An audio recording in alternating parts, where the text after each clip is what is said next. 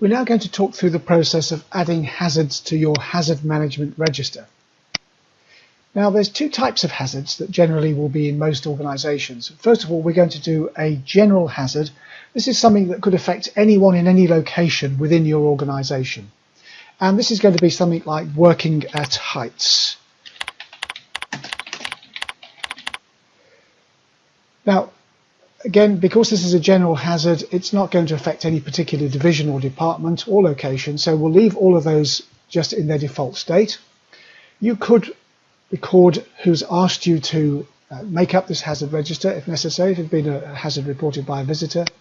The hazard itself is clearly going to be falling, and the work analysis is going to affect a particular area of the organisation. In this particular case, all staff are at risk, not so much from going up the ladder, but from being around it. The process is clearly going to be building maintenance, is going to be most affected, and the occupation is going to be your maintenance staff.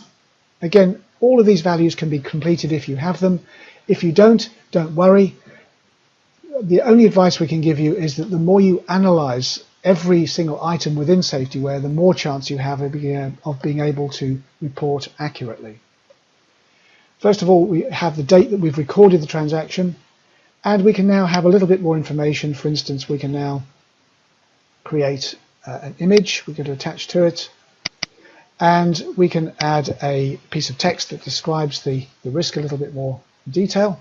In this case, we're going to say this is a work process hazard rather than a materials hazard, and we can assign staff to look after the hazard and inspect it and sign it off.